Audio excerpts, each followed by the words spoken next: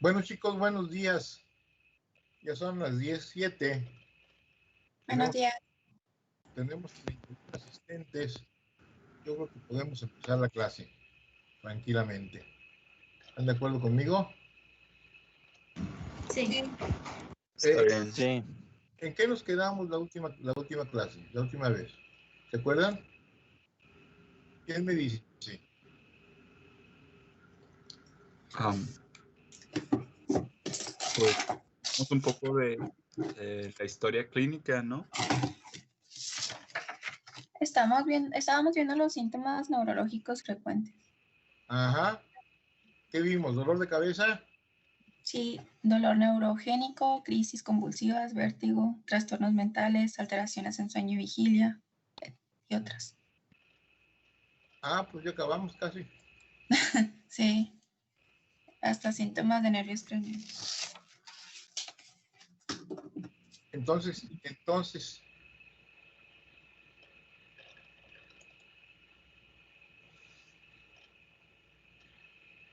a ver, chicos, vamos a ver. Tarea.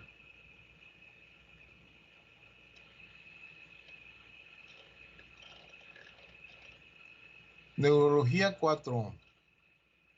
Siguiente. Nos tocan las presentaciones, ¿ya? ¿Ya? Vamos adelantados en relación con el otro grupo. Pero es que nosotros nos íbamos un poquito más atrás. Sí, de hecho, doctor, traemos la presentación el equipo 1 de anamnesis. A ver, ándale pues. Ok, Arránquense. ok. Ahí vamos.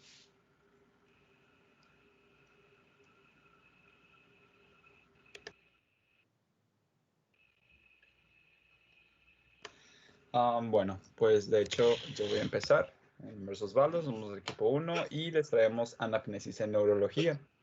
Siguiente, por favor.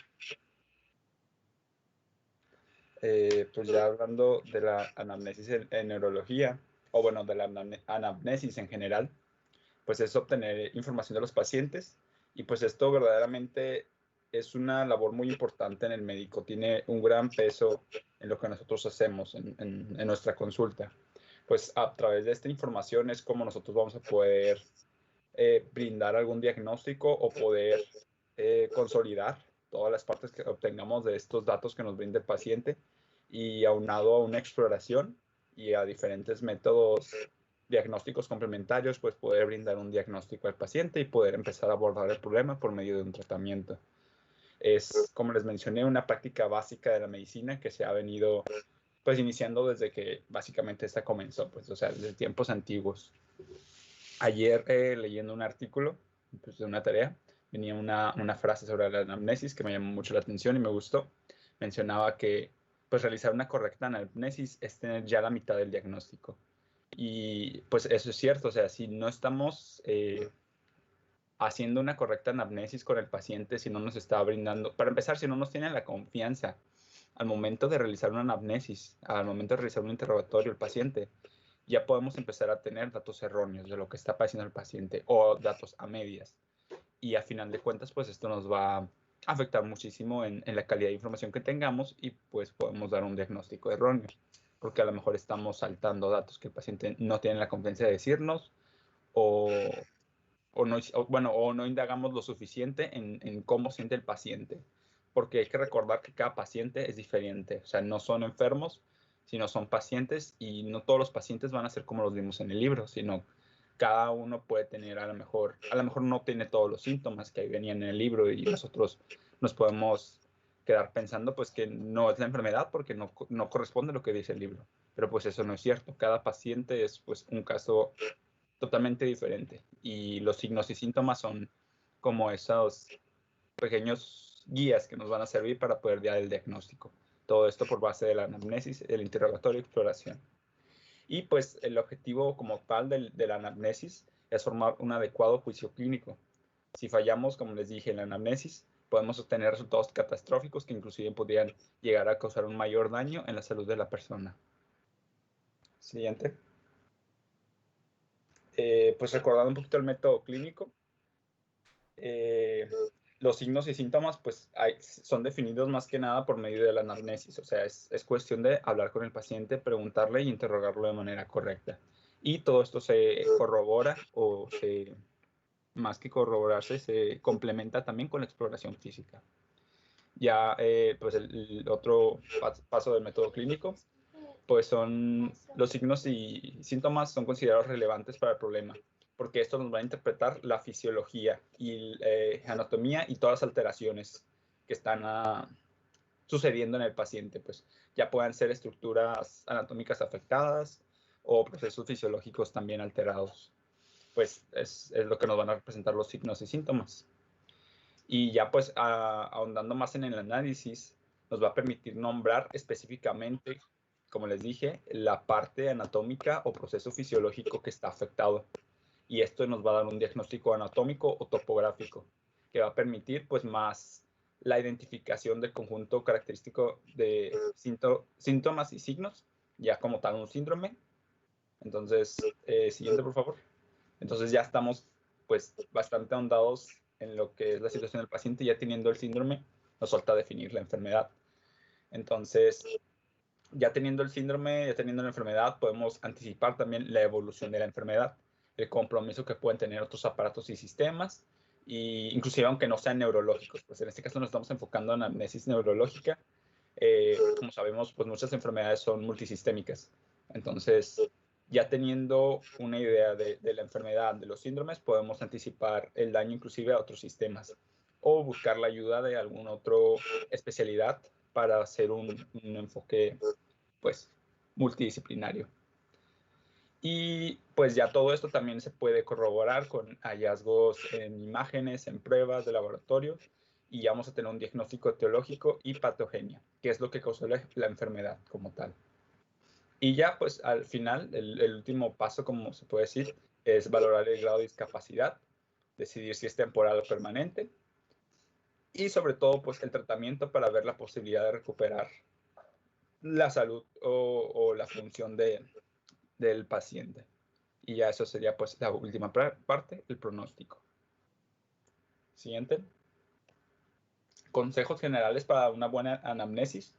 Pues el médico nunca debe sugerir síntomas de los que busca, sino que debe estar en una constante plática con el paciente para que éste, a manera de sus palabras, pueda expresar qué es lo que siente. Porque si nosotros estamos sugiriéndole al paciente, entonces tú sientes un dolor aquí, el paciente puede reaccionar como de que, sí, o sea, verdaderamente lo estás sugestionando y a lo mejor no es verdaderamente lo que le está sintiendo, pero como siente cierta presión, el paciente se puede ver obligado a responder de esa manera. O a lo mejor no es exactamente lo que está sintiendo, pero recuerda haber oído que con el dolor de cabeza sentía, o bueno, no, sí, con una migraña también se sentía cansado. Entonces, a lo mejor en ese momento no se siente cansado, pero como siente la migraña, pues también menciona que está cansado. Entonces, nosotros no debemos de sugestionar nada, sino que el paciente debe ser el que nos mencione todo. Otro paso muy importante es establecer la forma en la que ocurrió la enfermedad, el inicio y la evolución. Cuándo empezó, cómo empezó, qué estaba haciendo el paciente cuando sintió el dolor por primera vez, cómo fue, si se movió, si ese dolor se fue a otro lugar, si incrementó o con qué bajó. Un punto muy importante que muchas veces no se tiene en cuenta es la capacidad psíquica del paciente. Muchos trastornos neurológicos la afectan y eso es algo que muchos médicos no toman en cuenta. Entonces podemos tener al paciente, y sobre todo tiene que ver mucho en la neurología, porque pues muchos trastornos neurológicos pueden afectar la psique de las personas. Entonces a lo mejor puede estar somnoliento el paciente y nosotros estamos haciendo el interrogatorio y no está haciendo un interrogatorio pues eficiente porque el paciente no se encuentra en mejores condiciones. Entonces en ese tipo de situaciones es cuando nos debemos de referir tal vez a un tercero o a una persona que lo acompañe, porque pues no, la información que nos puede brindar el paciente a lo mejor no es la más adecuada. Y sobre todo, escuchar al paciente, o sea, es la parte más importante, escuchar al paciente con todas sus preocupaciones. ¿Por qué? Porque el paciente va enfermo, el paciente puede tener miedo, y si no escuchamos todo lo que le concierne, puede inclusive afectar a la hora de tomar su tratamiento. El hecho de que el paciente no se sienta escuchado puede afectar a la relación del médico-paciente. Y pues lo más importante es también aliviar sus preocupaciones, porque a lo mejor, y eso se da mucho en la época actual, él tiene un dolor de cabeza y clásico que va a internet sin un trasfondo, va y busca por qué le duele la cabeza y se encuentra que es un tumor cerebral. Y se va al neurólogo con la idea de que tiene un tumor cerebral y va con el miedo de que tiene un tumor cerebral. Y verdaderamente pues puede no ser así. Entonces hay que aliviar también sus preocupaciones, no solo la enfermedad. Siguiente. Pues recalcando otra vez en la anamnesis y su importancia. Pues bueno, hay que tener en cuenta muchas consideraciones cuando tenemos un paciente enfrente de nosotros. Como les dije, cada paciente es diferente, cada paciente es una historia. ¿Por qué? Porque hay muchas variantes. Tenemos la edad, tenemos el sexo, tenemos raza, tenemos grupo étnico, inclusive el lugar en donde viven, las circunstancias geográficas. Puede ser que la región, el clima, todo eso afecte en la salud de una persona y en las variantes de una enfermedad. Entonces, es muy importante tener el contexto del paciente, no solo verlos como enfermedades y que todos van a ser iguales, sino como que son personas. Y actualmente, es otra variable, que contamos con muchos métodos de diagnóstico por imágenes y pruebas de laboratorios, pero como se nos ha recalcado durante toda la carrera, es importante entender que estas pruebas no son diagnósticos, o sea, no son un diagnóstico final, sino son complementos. Estos jamás van a sustituir una buena anamnesis y exploración. Además, pues que la buena anamnesis y la exploración es la alternativa más económica.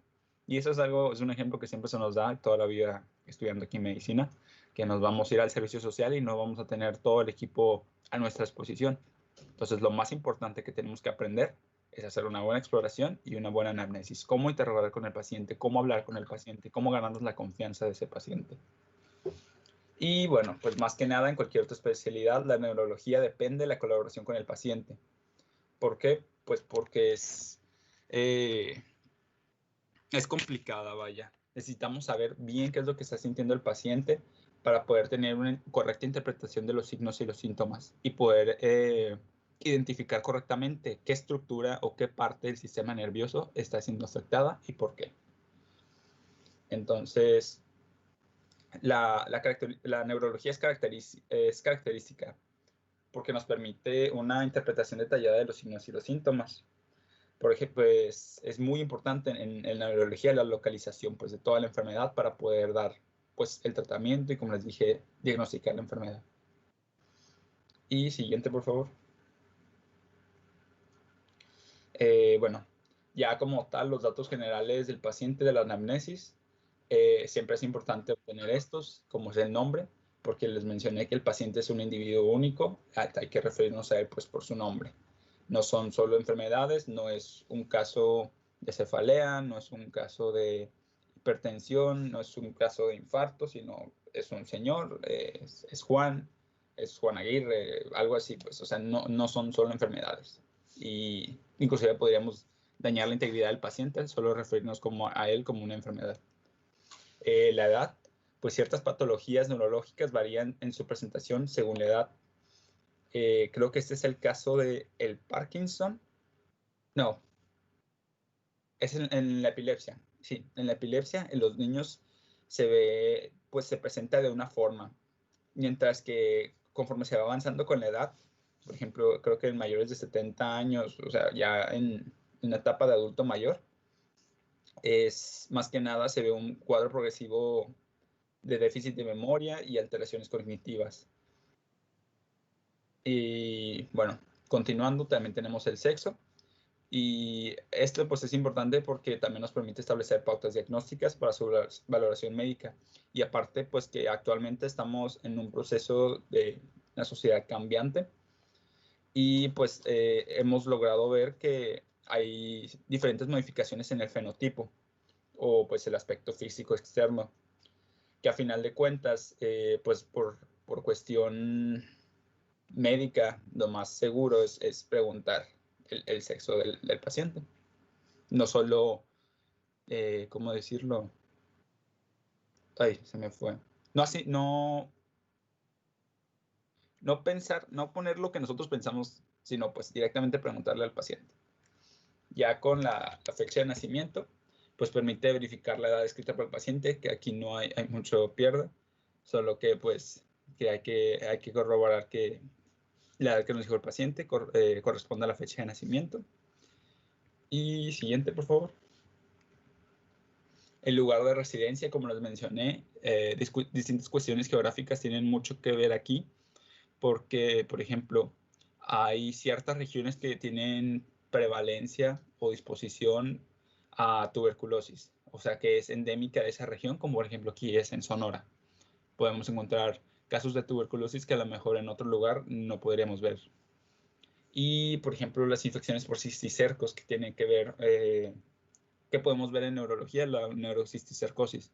Entonces, si sabemos que hay casos de cisticercos en cierta región y nos llega un paciente con algo parecido a una epilepsia o convulsiones, podríamos pensar inclusive pues ya en una neurocisticercosis, ya por el simple hecho de saber de la procedencia o lugar de residencia.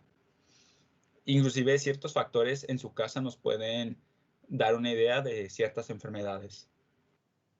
El estado civil pues ayuda a fundamentar sospechas diagnósticas de enfermedades de transmisión sexual que pueden inclusive afectar al sistema nervioso, como es el caso de una sífilis muy avanzada. Y aparte, pues que la persona, ver el apoyo que cuenta la persona, porque a lo mejor pues si está soltero, a lo mejor no tiene alguna pareja y es como, no, a lo mejor no tiene ni el apoyo de la familia, entonces a lo mejor estamos hablando de una persona solitaria que enfrentarse a ciertas enfermedades podría ser más difícil que en caso de que estuviera a lo mejor casado, que tiene el apoyo de la esposa o de los hijos. La religión, ese es un dato muy, muy importante porque es en ciertas situaciones clínicas o procedimientos, como por ejemplo una transfusión sanguínea, y es población, ¿qué población era? No me acuerdo si son los judíos. Bueno, hay ciertas religiones que, por ejemplo, no aceptan la transfusión sanguínea. Entonces, hay que tener en cuenta las consideraciones de religión de las personas para no, pues, cometer algún error y hacer una mala praxis en este sentido. Y una cosa muy, muy importante que tiene que ver con la historia clínica. Como ustedes saben, la historia clínica es un documento legal. Entonces, la fecha y hora de obtención de los datos. Es muy importante dejar en claro esto cuando hagamos algún chequeo de alguna persona. ¿Por qué? Pues para empezar, para protegernos de cuándo vimos al paciente y qué fue lo que vimos.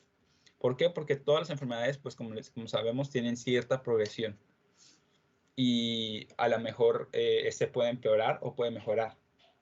Entonces hay que saber, hay que tener estas fechas para poder saber en cuánto tiempo hubo una mejoría, cuál fue la mejoría, o pues en todo caso el empeoramiento, como en el caso sería de una demencia, que a lo mejor en 2 o 3 meses el paciente tiene una demencia pues aún mayor.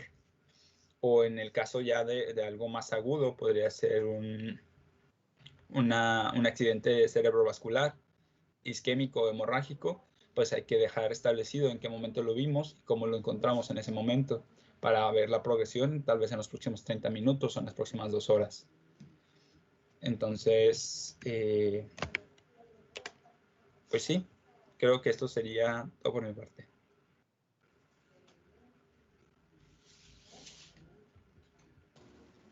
Bueno, ahora hablando sobre el motivo de la consulta, ¿no? El motivo de la consulta se le considera como la piedra angular, ¿no? de la información obtenida. ¿Qué quiere decir esto? Es en lo que nos vamos a basar, pues. Nosotros vemos a nuestro paciente, llega nuestro paciente con nosotros y nos tenemos que preguntar por qué nos está pidiendo ayuda. Y mientras estemos haciendo el interrogatorio, el paciente nos va a ir diciendo básicamente la razón por la que está asistiendo con nosotros y nosotros tenemos que, de eso que nos dice, sustraer la idea general, ¿no? De, bueno, viene por un dolor de cabeza, pero ¿por qué vienes por el dolor de cabeza? Porque, bueno, vengo porque ya lo tengo desde hace rato, pero últimamente no se calma. Antes se calmaba y ahora no se calma. Bueno, pues el motivo de su consulta es que le duele la cabeza, tiene una cefalea y no se está calmando, no puede tenerla. Ese es el motivo de su consulta. Y ese motivo nos va a guiar hacia, nos va a guiar hacia lo que nosotros vamos a hacer con ese paciente, las preguntas que le vamos a hacer más dirigidas, los análisis que vayamos a pedir para confirmar, va a estar dirigido a esto. Entonces es por eso que es la parte central de toda la consulta, ¿no? Nosotros sí, es muy importante que este motivo esté bien definido desde el principio, ¿no? O sea, cuando nosotros vemos al paciente, tenemos que poder definir el motivo. Tiene que ser algo preciso, algo específico.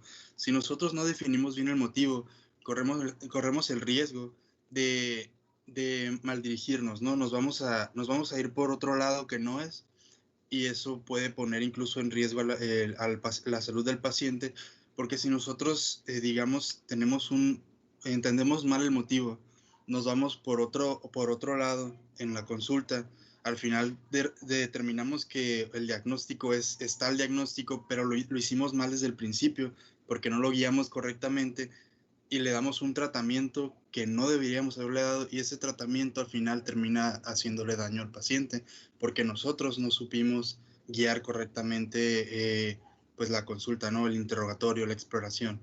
Entonces es por eso que sí, es tan importante poder definir correctamente, ¿no? Cuál es este motivo. Nos va a orientar, pues como ya les mencioné, a la exploración, a descubrir cuáles son los signos y los síntomas que está presentando nuestro paciente, cuáles son las cosas que nos está presentando, cómo las vamos a interpretar para poder finalmente dar un diagnóstico óptimo y un tratamiento óptimo para el paciente, ¿no? Lo que realmente necesita.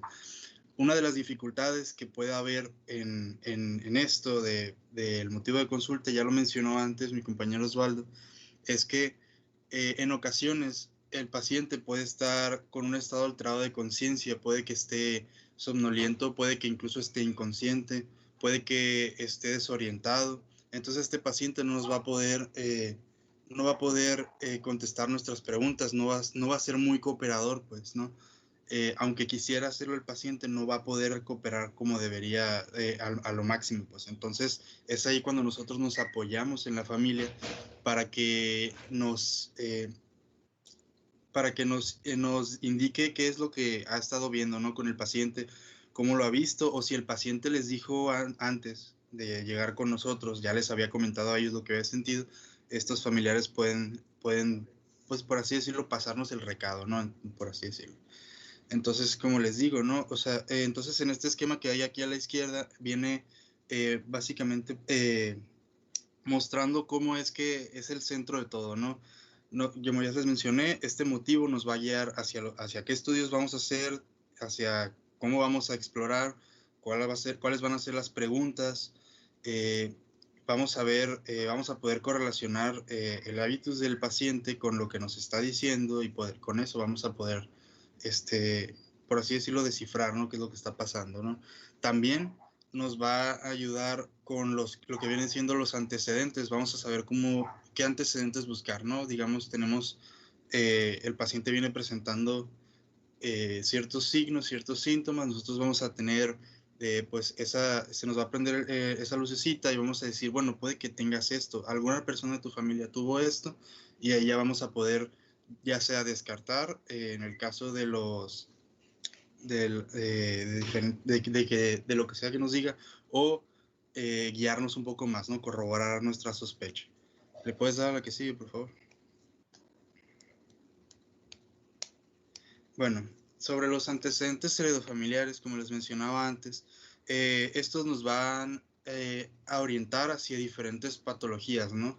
Nosotros le tenemos que preguntar al paciente si hay alguna enfermedad en su familia, sus abuelos, sus papás tienen alguna enfermedad, puede ser hipertensión, puede ser diabetes, en el caso puede ser esta enfermedad neurológica que se llama Charcot-Marie-Tooth, que pues se presenta como una dificultad progresiva de la marcha, y es degenerativa, ¿no? Y va a ir atrofiando los músculos y va a causar diferentes signos, diferentes síntomas que nos pueden guiar, ¿no? Y ya podemos preguntar, ¿no? Pues algún familiar tuvo alguna enfermedad y ya puede que el paciente diga, no, pues sí, mi papá tuvo esto o mi mamá, y ya dices, ah, bueno, pues puede ser esto, ¿no? Y ahí te vas guiando. Entonces, por eso es importante tener en cuenta enfermedades genéticas, padecimientos que tengan los padres y los abuelos para podernos irnos guiando, ¿no? Le das a la que sigue, por favor.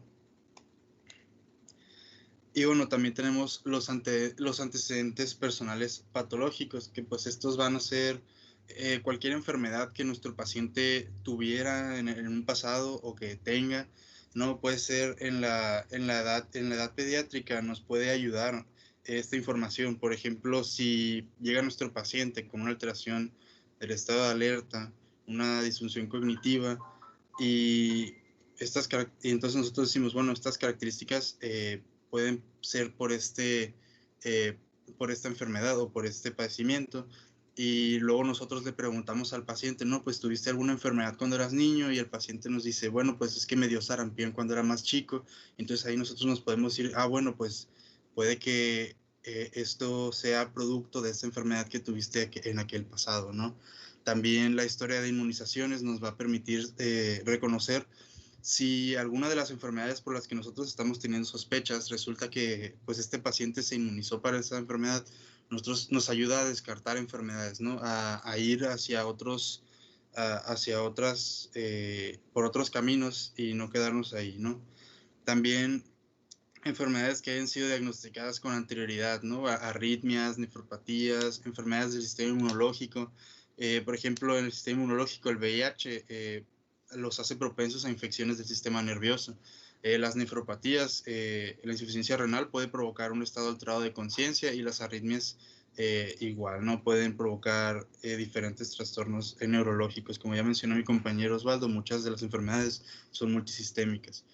Y además también nos guía pues a diferentes diagnósticos, como ya les había mencionado anteriormente, ¿no? Vamos a poder descartar, vamos a poder corroborar, vamos a poder decir, bueno, puede que el paciente tenga esto o puede que no lo tenga, está predispuesto o no está predispuesto, ¿no? La que sigue, por favor. Bueno, eso sería todo de mi parte.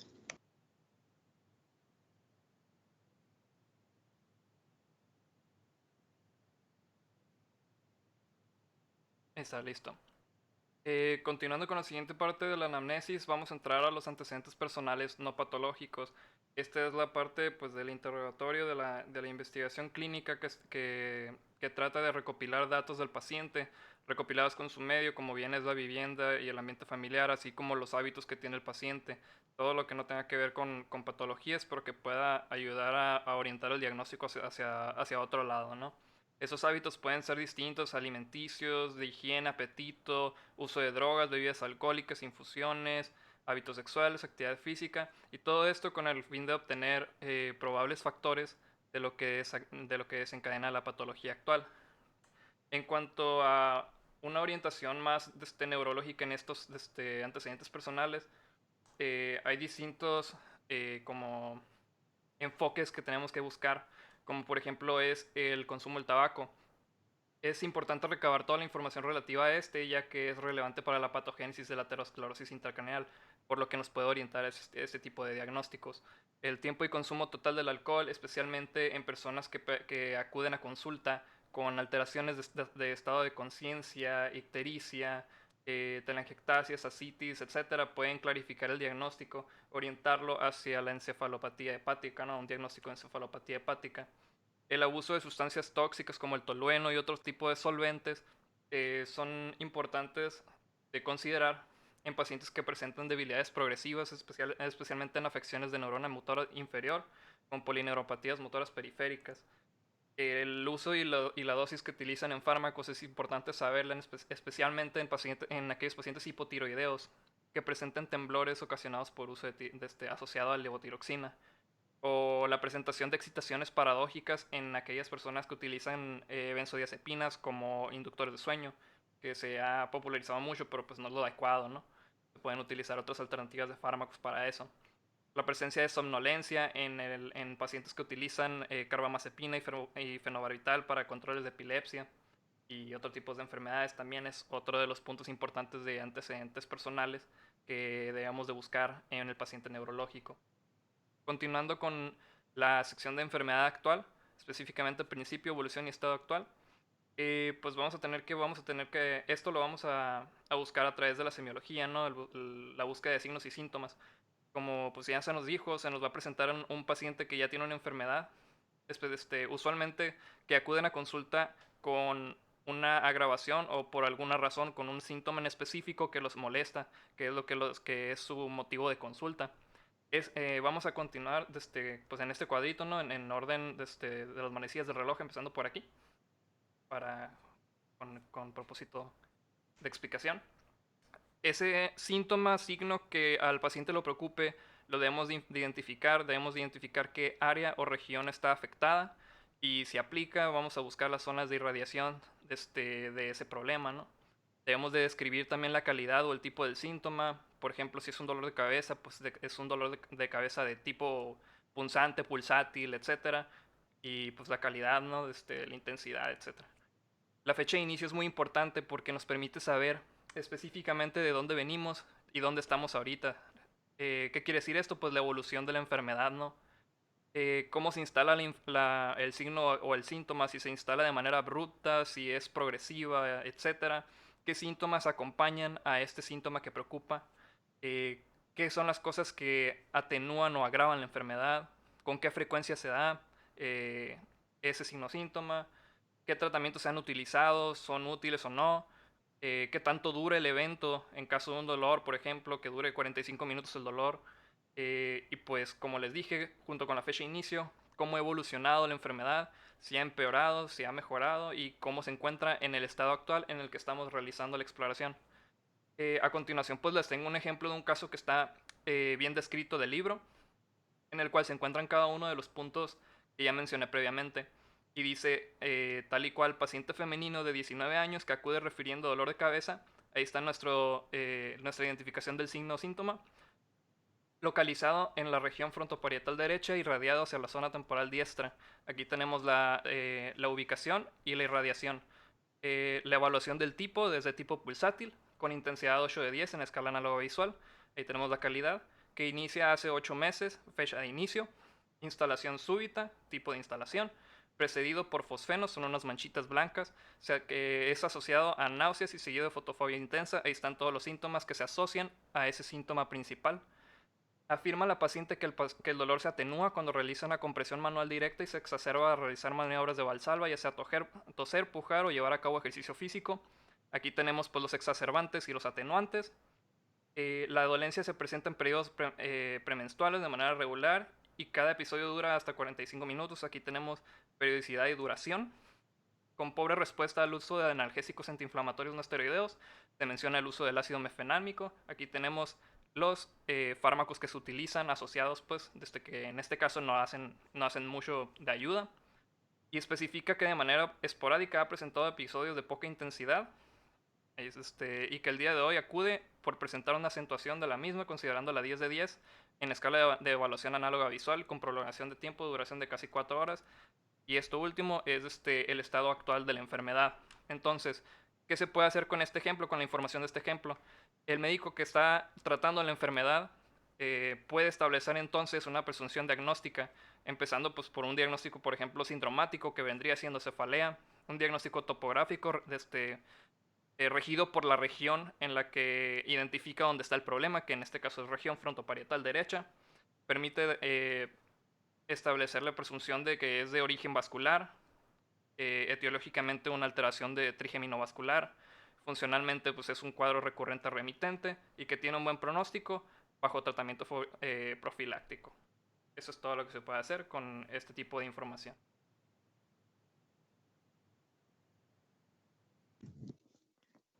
Bueno, por última parte de la anamnesis, sigue algo que se llama interrogatorio por aparatos y sistemas.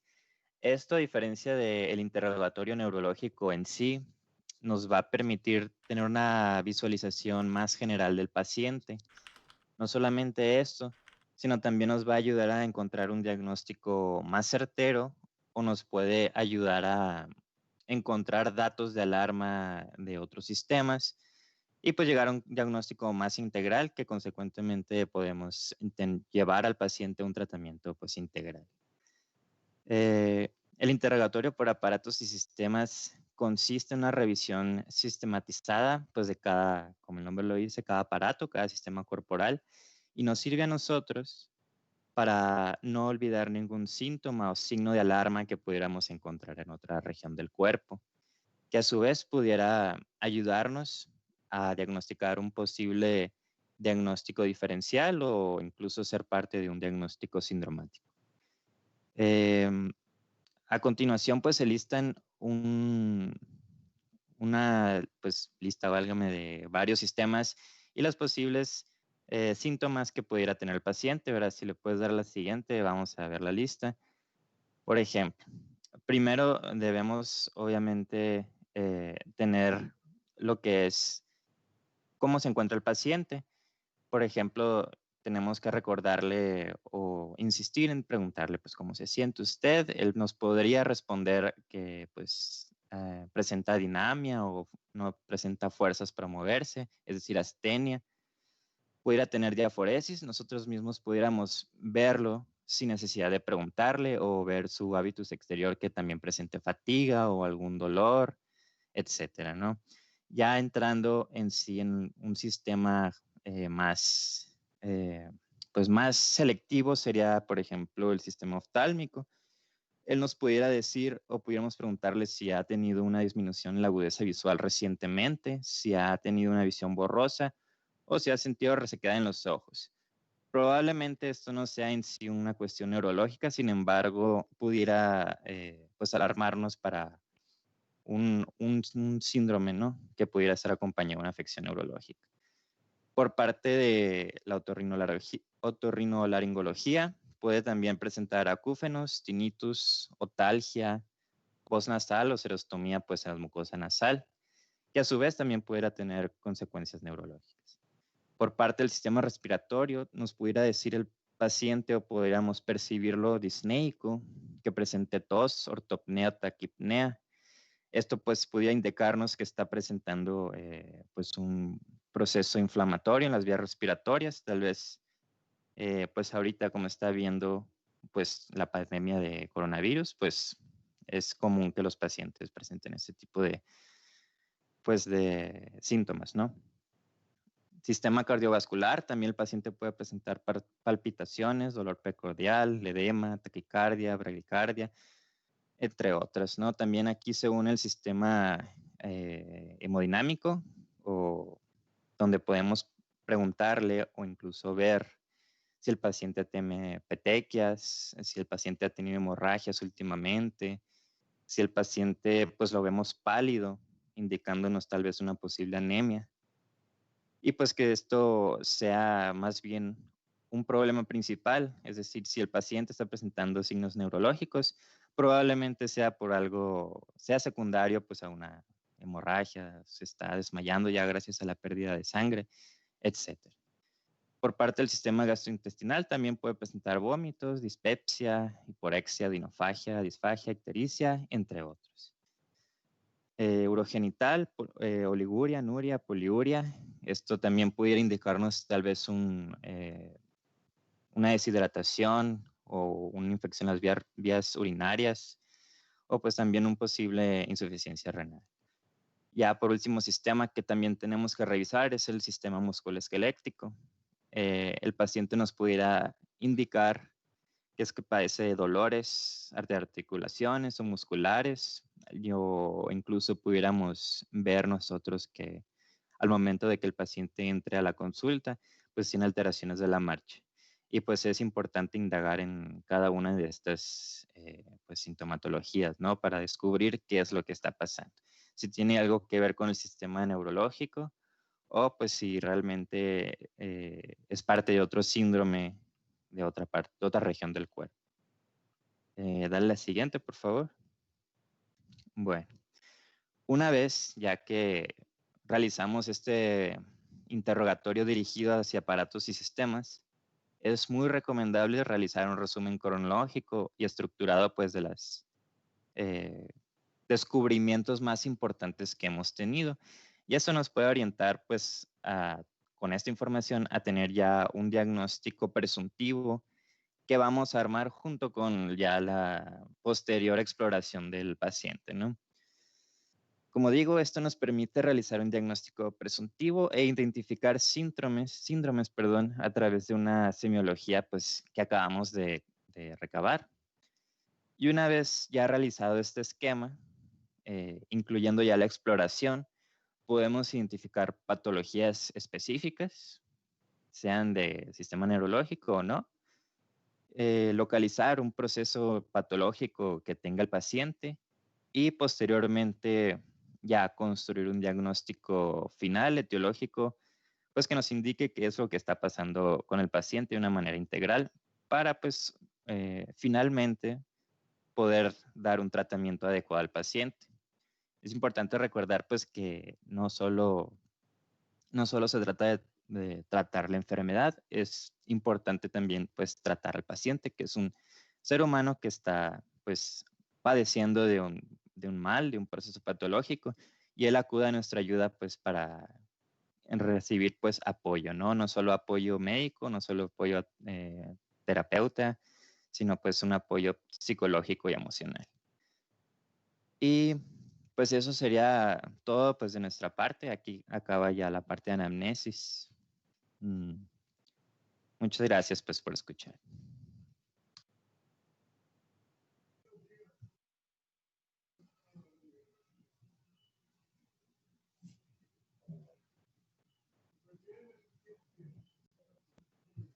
Excelente, chicos. Me gustó mucho su exposición, que está bastante orientada, bastante completa y muy bien reflexiva. Qué bueno, los felicito. ¿Tienen preguntas o comentarios los demás compañeros? Les pregunto al foro. Levanten la manita quien quiera hacer algún comentario.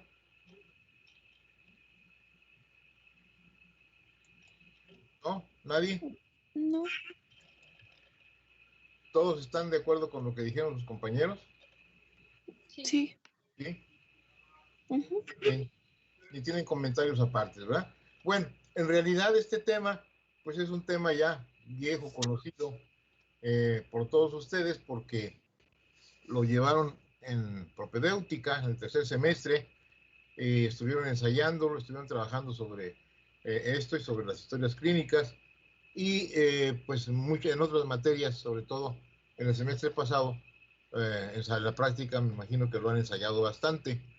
Por eso yo creo que no tienen ninguna dificultad entre todos ustedes, ¿verdad? Felicidades, chicos. Tienen calificación de sobresaliente en esta primera exposición. Y bueno, es una buena marca para los siguientes grupos, los siguientes equipos, que tienen que ser igual o mejor que lo que ustedes presentaron. Pues si no quedan dudas, si no quedan preguntas, si no queda nada más, vamos a dar por terminada la sesión y nos veremos el próximo miércoles. Para el miércoles, el siguiente tema es todavía sobre propedéutica general. De hecho, todos son de propedéutica, nada más que ya entrando en la exposición neurológica son más específicos, ¿no? Sobre propedéutica, hábitos exterior, estado de conciencia y lenguaje. El equipo número 2 nos va a presentar. Bueno.